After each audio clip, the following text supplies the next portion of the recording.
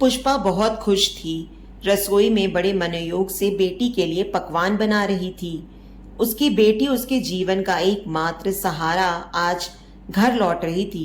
वह पढ़ाई के लिए शहर में रहती थी। उसकी पढ़ाई अब पूरी हो चुकी थी। इतने दिनों बाद बेटी से मिलने की उत्सुकता वह दबा नहीं पा रही थी। काम खत्म करके उसने घड़ी की ओर देखा। अभी तो 1 घंटा बाकी है। क्या करे वह सोफे पर बैठ गई और दरवाजे पर पलक पावड़े बिछा दिए। पता नहीं कब बैठे बैठे वह अतीत की यादों में खो गई। कैसे दिन जिए थे उसने ससुराल में। सब दकियानुसी विचारों के लोग थे। अच्छा खासा भरा पूरा परिवार, सभी लोग मिलकर रहते थे। हवेली नुमा उस घर में जब वह दुल्हन बनकर आई तो उसने देखा कि चाचा, ताऊ और उसके ससुर जी के 3-3 बेटे थे, लेकिन बेटी कोई नहीं थी। और तो और उसके देवर जेठों में भी सबके बेटे ही थे। वह असमंजस में पड़ गई। ऐसा कैसे हो सकता है? और फिर भावुकता के क्षणों में अपने पति से वह कहने लगी, सुनो जी, आपके परिवार में तो एक भी बेटी नहीं है। क्या आपको इसकी कमी नहीं खलती? मैं तो चाहती हूं कि हमारे प्यारी सी बिटिया हो जो इस घर की कमी को दूर कर दे। उसकी इस बात पर पति झल्ला उठे। आज कह दी सो कह दी। आगे से बेटी का नाम भी जबान पर ना आए।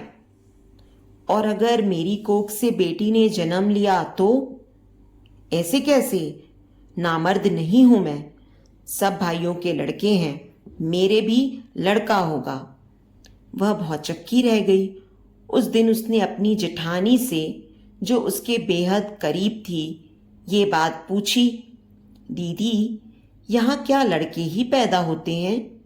किसी के लड़की नहीं है, ऐसा क्यों?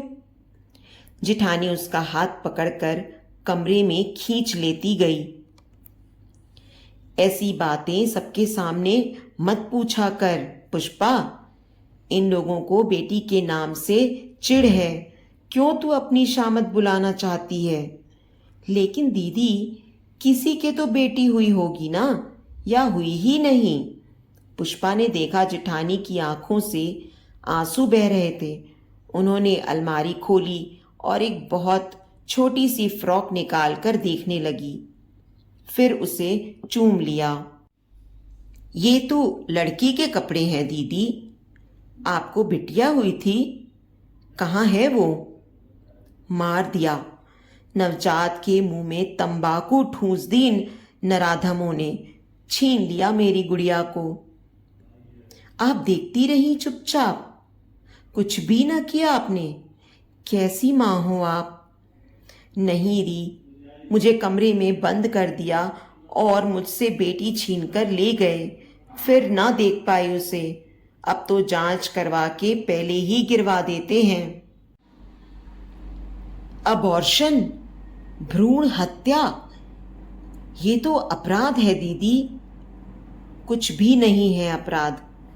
अभी बेला के अबॉर्शन को 8 माह भी न हुए। उसकी बेटी थी, अब फिर पेट से है। कल लेके तो गए थे, पता नहीं क्या हुआ। बात ही ना करने देवे चाची सास। पुष्पा सोच में पड़ गई, कैसे लोग हैं ये। इतना जघन्य अपराध और शिकन तक नहीं। 5 महीने बीते, वह गर्भवती हुई। सासू जी उसे दिखाने ले गईं। सोनोग्राफी वाले को एक नोटों की गड्डी पकड़ाई। पुष्पा समझ गई थी कि ये क्या चाहती हैं।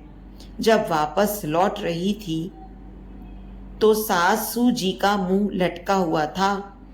घर लौटे तो खूब बवाल मचा। अगले दिन अबॉर्शन की डेट तय हो गई। पुष्पा चुप थी, सोच रही थी कि इन नराधमों से उलझना बेकार है। अच्छा यही है कि घर छोड़ दिया जाए। और आधी रात को उसने वह घर छोड़ दिया तथा अपनी सहेली के पास देहरादून चली आई। उसकी मदद से उसने अपना नया घर बसाया उसने फिर ना मैके वालों से संपर्क किया न ससुराल वालों से। अपनी इस नई दुनिया में उसने एक प्यारी सी बेटी का जमकर स्वागत किया। उसकी परवरिश में कोई कमी ना आए, इसके लिए रात दिन मेहनत की। माँ, ओ माँ, कहाँ खोई हो? देखो आ गई तुम्हारी परी। ओ मेरी प्यारी माँ, देखो मेरी जॉब भी लग गई, मैं फूड इंस्पेक्टर बन गई। पुष्पा ने उठकर बेटी को बाहों में भर लिया। उसका माथा चूमते हुए बोली, मेरी प्यारी बेटी। तो दोस्तों, उम्मीद करती हूँ आपको आज की हमारी ये कहानी पसंद आई होगी।